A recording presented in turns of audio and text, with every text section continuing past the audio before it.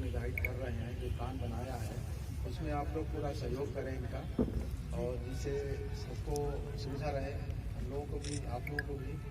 और एक अनुरोध ये भी है कि अपने जितनी भी रिक्शा है आप लोग चला रहे हैं, सब लोग लाइसेंस सबके पास होना चाहिए और सारे प्रपत्र उनके वैलिड होने चाहिए, फिटनेस है, टैक्स वगैरह ज़्यादा नहीं होता इसका, तो आप लोग जमा करते रहें, इससे कहीं कोई असुविधा नहीं। सवाल था कि क्या साहब जो गांव के लोगों को नहीं आ पाएंगे या सिर्फ शहर के लोगों को मिलेगा, बाहर के लोगों को नहीं मिलेगा?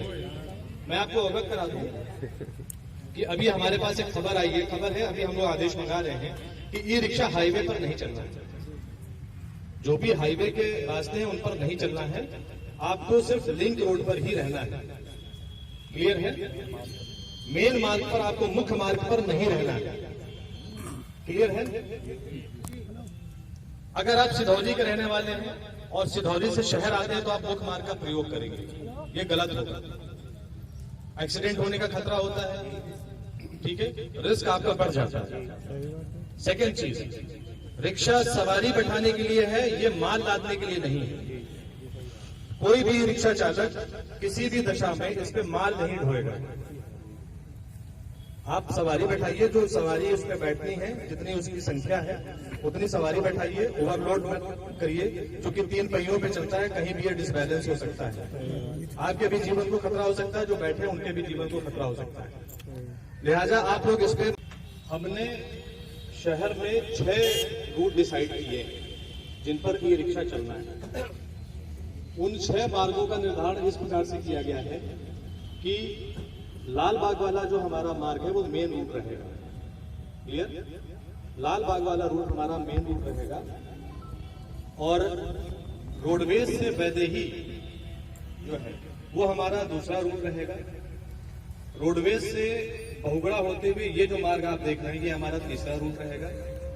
रोडवेज से नेपाला तक ये हमारा चौथा रूट रहेगा। ठीक है? रोडवेज से लेकर के मंडी तक पहला रूट हो गया, बता दिया। मंडी से नवीन चौक की तरफ जो रास्ता जाता है ये हमारा 5वां रूट रहेगा और मंडी से श्यामनाथन वाला जो रोड है वो हमारा 6वां रूट रहेगा। फिलहाल यही 6 मार्ग है जो शहर में कवर करते हैं और जहां पर रिक्शा जाने की आवश्यकता है। जो लाल बाग वाला रूट हमारा वो मेन रूट है, उस तरफ जो रिक्शा आएगा वो अंदर शहर में आपके घंटा घर मार्केट की तरफ अगर अलाउड है तो वो जा सकेगा। इस रूट पर आकर के वो कहीं भी जा सकेगा। ठीक है?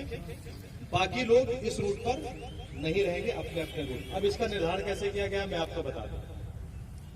निर्धारण किया गया है दिनवार। जैसे सोमवार को जो ए है डिसाइड किया गया कि 6 रूट है, 6 रूट को 6 अल्फाबेट दिए जाएंगे, ABCDEF, और एक दिन में एक अल्फाबेट एक रूट पर चलेगा। क्लियर? जैसे हमारा लाल बाग वाला रूट है तो ये हमारा मेन रूट है, तो सोमवार को जो ए वाला है, ए अल्फाबेट वाला है, वो सोमवार को इस रूट पर चल पाएगा। ठीक है?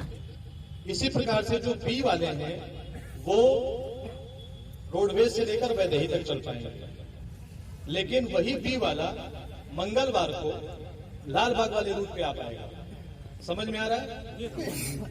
ए वाला सोमवार को चलेगा लाल बाग पर, फिर बी वाला मंगलवार को आ जाएगा, सी वाला उसके अगले दिन आ जाएगा, डी वाला उसके अगले दिन आ जाएगा। इस प्रकार से सारे के सारे रोटेट होते हैं, सबको बराबर मौका मिलेगा। क्लियर है? इसमें पहले चरण में एक मार्ग पर 100 रिक्शा किया गया है, एक मार्ग पर 100 रिक्शा किया गया है। दूसरे चरण में 100 रिक्शा और, यानी टोटल हम पहले चरण में 600, दूसरे चरण में 1200। ये हमारा अभी प्लान है। इस प्लान को एग्जीक्यूट करने के लिए जो जिम्मेदारी दी गई थी वो आप ही लोगों को दी गई थी। इस प्लान को एग्जीक्यूट लागू करने के लिए जिम्मेदारी आप ही लोगों को दी गई थी। इसके लिए जो प्लेट बननी थी जिसपे नंबरिंग है वो आप ही लोगों को बनाने के लिए जिम्मेदारी दी गई थी और आप ही को इसको बनाना था और आप ही को इसको लगाना था। क्लियर? मेरा यहां पर आकर के मीटिंग करने का जो मकसद है वो ये है कि आपको मैं क्लियर कर दूं कि इस व्यवस्था के बनाने के नाम पर कहीं आपका दुरुपयोग नहीं होगा। इसकी जिम्मेदारी हम लेते हैं।